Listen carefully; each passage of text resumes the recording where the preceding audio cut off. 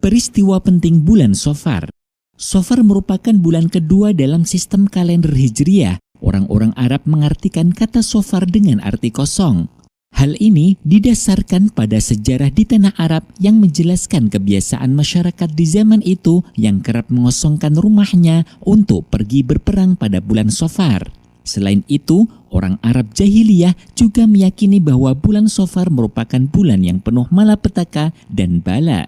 Keyakinan dan kepercayaan jahiliyah ini yang tidak dibenarkan dalam Islam, Allah Subhanahu wa Ta'ala dan Rasul-Nya Shallallahu Alaihi Wasallam telah membantah keyakinan ini dalam berbagai ayat dan hadis.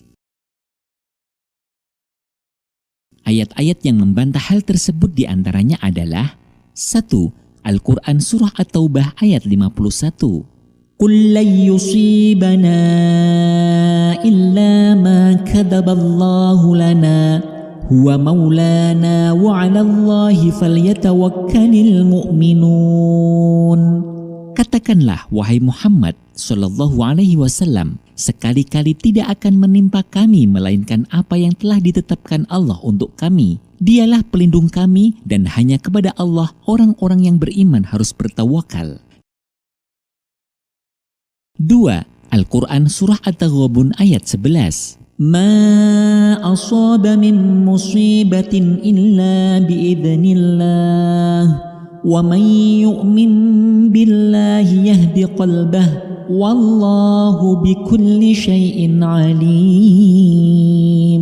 Tidak ada suatu musibah pun yang menimpa seseorang kecuali dengan izin Allah, dan barang siapa yang beriman kepada Allah, niscaya dia akan memberi petunjuk kepada hatinya, dan Allah Maha mengetahui segala sesuatu. Adapun hadis-hadis yang membantah hal tersebut diantaranya adalah hadis Abu Hurairah radhiyallahu an yang diriwayatkan oleh Imam Al-Bukhari. Qala an-nabiyyu sallallahu alaihi wasallam la adwa wala safara wala hamata.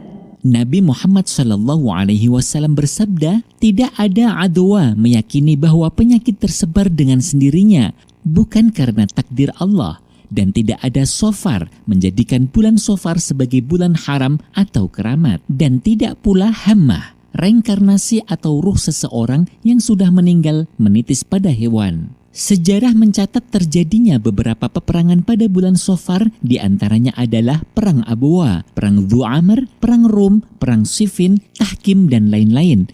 Namun, sejarah juga mencatat beberapa peristiwa penting selain peperangan tersebut, diantaranya adalah 1.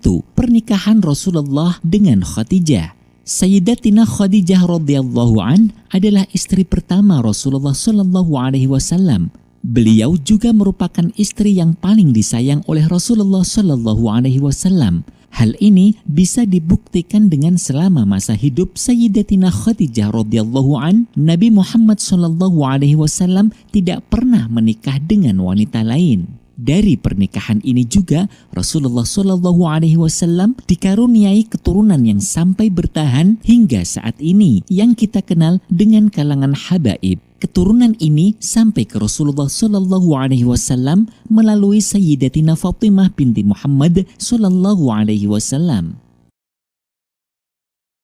2. Pernikahan Sayyidah Fatimah dengan Ali bin Abi Thalib. Tak hanya untuk dirinya, Rasulullah Shallallahu Alaihi Wasallam juga menikahkan putrinya Sayyidatina Fatimah dengan Sayyidina Ali bin Abi Thalib radhiyallahu anhu di bulan Shafar. Siti Fatimah adalah bagian dari Rasulullah Shallallahu Alaihi Wasallam karena beliau adalah putrinya dari istrinya yang mulia wanita salihah Khadijah binti Khuwailid. Dari pernikahan ini, silsilah keturunan Nabi Muhammad Shallallahu Alaihi Wasallam terpelihara sampai saat ini. Karena dari pernikahan ini, Sayyidina Ali radhiyallahu an dan Siti Fatimah radhiyallahu an diberikan karunia 4 orang putra dan putri yang soleh-solehah, yaitu Hasan, Husain, Zainab, dan Ummu Kulthum. 3. Hijrahnya Rasulullah dari Makkah ke Madinah. Dalam upaya menyelamatkan dakwah Islam dari gangguan kafir Quraisy, Nabi Muhammad SAW atas perintah Allah Subhanahu wa taala memutuskan hijrah dari Makkah ke Madinah. Namun sebelumnya Nabi telah memerintahkan kaum muslimin agar hijrah terlebih dahulu ke Madinah. Para sahabat pun segera berangkat secara diam-diam agar tidak dihadang oleh kelompok kafir Quraisy. Setelah itu, tidak lama kemudian Rasulullah SAW menyusul rombongan dengan ditemani sahabat setianya, Sayyidina Abu Bakar radhiyallahu an, dan peristiwa itu terjadi pada bulan Safar.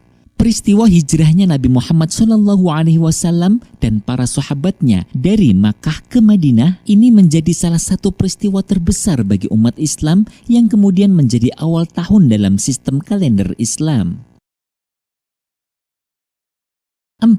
Masuk Islamnya Sayyidina Amr bin Al-As, Khalid bin Walid, dan Utsman bin Talhah radhiyallahu an. Mereka adalah para sahabat yang sangat dekat dengan Rasulullah SAW dan memiliki andil besar dalam penyebaran agama Islam. Ketiganya memeluk agama Islam setelah perjanjian Hudaybiyah dan berbaiat secara bersama-sama kepada Nabi Muhammad SAW di kota Madinah. Sayyidina Amr bin Al-As adalah seorang panglima Islam yang membebaskan Mesir dari belenggu tirani Imperium Romawi dan Persia. Sayyidina Khalid bin Walid radhiyallahu an adalah satu di antara dua jawara Quraisy yang mampu berkuda sambil memainkan dua pedangnya. Dua tangan mengayun pedang sedangkan kakinya memacu kuda. Juga salah seorang komandan kavaleri yang tidak pernah kalah dalam peperangan maupun yang diikutinya. Sayyidina Utsman bin Talhah radhiyallahu an, ia adalah penjaga Baitullah sekaligus pemegang kunci Ka'bah pada masa Rasulullah SAW. Beliau juga salah satu yang ikut mendampingi Rasulullah SAW masuk Ka'bah dalam peristiwa Fathu Makkah. 5. Pembebasan kota Khaybar. Pembebasan Khaybar adalah sebuah pertempuran yang terjadi antara umat Islam yang dipimpin Nabi Muhammad SAW dengan umat Yahudi yang hidup di daerah Khaybar, sekitar 150 km dari Madinah. Khaybar adalah sebuah daerah subur yang menjadi benteng utama Yahudi di Jazirah Arab. Rasulullah SAW memimpin sendiri ekspedisi militer menuju Khaybar yang dikenal dengan kelihayan penduduknya dalam berperang. Pertempuran ini berakhir dengan kemenangan umat Islam dan Nabi Muhammad SAW bersama para sahabatnya berhasil memperoleh ghanimah dan dukungan kabilah setempat.